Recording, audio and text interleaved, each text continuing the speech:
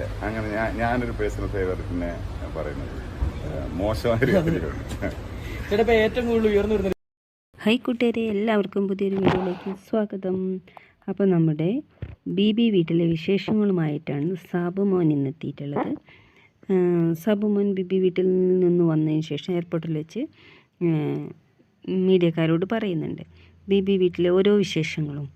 അപ്പോൾ ഷാനവാസും ആര്യനും തമ്മിലുള്ള ഫിസിക്കൽ അസോർട്ടിനെ കുറിച്ച് ചോദിക്കുന്നുണ്ട്. അപ്പോൾ പറഞ്ഞു അത് അവിടെ അവർക്കൊരു വിഷയവുമില്ല, അത് അവർ കുറച്ച് കഴിഞ്ഞാൽ അവർ നന്നാവും, പക്ഷെ അത് കാണുന്നവർക്കാണ് പ്രശ്നം എന്നാണ് പറയുന്നത്. അതുപോലെ തന്നെ അനീഷിൻ്റെ കാര്യം ചോദിക്കുന്നുണ്ട്.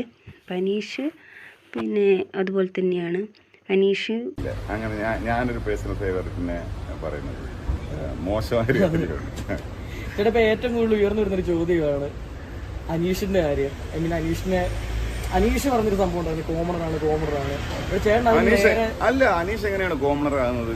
അങ്ങനെയാണെങ്കിൽ അതിനകത്ത് ഈ കോമണർ എന്ന് പറയുന്നത് ആ ഗെയിമിനകത്ത് കൊടുക്കുന്ന ഒരു വിശേഷണം മാത്രമാണ്, ഒരു കാറ്റഗറിയാണ്. അല്ലാതെ അനീഷ് ഇഷ്ടം പോലെ ടെലിവിഷൻ ചാനലിലെ പരിപാടികളിൽ പങ്കെടുത്തിട്ടുള്ള ഒരു ആളാണ്. പിന്നെ അനീഷ് തന്നെ എന്നോട് പറഞ്ഞു 17 വയസ്സ് തൊട്ട് എന്തോ TV-യിൽ ന്യൂസ് റീഡറായിട്ട് വർക്ക് ചെയ്യുന്ന ആളാണ്. കാരണം ഞാൻ ചോദിച്ചു ഈ അച്ചടി ഭാഷ എന്താണ് സംസാരിക്കുന്നത്, കാരണം തൃശ്ശൂരുകാരനല്ലേ. അപ്പോൾ തൃശ്ശൂരുകാരുടെ ഒരു ഭാഷയുടെ ഒരു രസമുണ്ട്, അത് ഒരു തൃശ്ശൂർക്കാരനെയൊന്നും കണ്ടില്ല. അപ്പോൾ ഞാൻ ചോദിച്ചു പിന്നെ നിങ്ങൾ ഇങ്ങനെ അച്ചടി ഭാഷ സംസാരിക്കുന്നത് എന്താണെന്ന്. അപ്പോൾ പറഞ്ഞു ഞാൻ 17 വയസ്സ് തൊട്ട് ഇങ്ങനെ TV-യിൽ ന്യൂസ് റീഡറാണ്, അപ്പോൾ അതിനുവേണ്ടി ഉപയോഗിച്ച ഭാഷയാണ്, പിന്നെ അത് ശീലമായിപ്പോയി എന്നാണ് പറഞ്ഞത്. അപ്പം പിന്നെ ഒരു ന്യൂസ് റീഡർ ഓൾസോ ഒരു സെലിബ്രിറ്റിയാണ്, പക്ഷേ അനീസ് സ്വയം അവകാശപ്പെടുന്നത് സാധാരണക്കാരനാണ്. അങ്ങനെയാണെങ്കിൽ നമ്മളെല്ലാം സാധാരണക്കാരാണ് നമുക്ക് എന്നാണ് പറയുന്നത്. അതുപോലെ തന്നെ അനീഷിൻ്റെ കാര്യം ചോദിക്കുന്നുണ്ട്.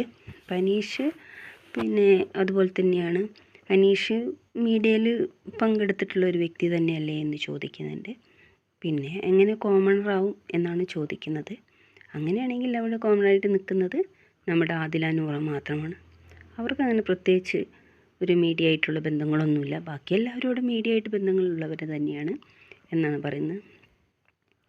അനീഷ് TV-യിൽ ആങ്കറായിട്ട് വർക്ക് ചെയ്തൊരു വ്യക്തിയാണ്, അതുപോലെ എഴുത്തുകൾ എഴുതുന്നുണ്ട്. ഇതൊക്കെ അനീഷ് ചെയ്യുന്നുണ്ട്. പിന്നെ എങ്ങനെ അനീഷ് അവിടെ കോമണായിട്ട് നിൽക്കുമെന്നാണ് സാബുമോൻ പറയുന്നത്. സത്യം പറയുകയാണെങ്കിൽ സാബുമോൻ പറയുന്ന അവിടെ എല്ലാവരും പാവങ്ങളാണ് എന്നാണ്. എല്ലാവരും പാവങ്ങളാണ്, പക്ഷെ അത് നമ്മൾ എല്ലാവരും വാശിയോട് കൂടിയിട്ടാണ് ബി ഹൗസിൽ നിൽക്കുന്നത് എന്നാണ് പറയുന്നത്. അതൊരു സത്യം തന്നെയാണ്.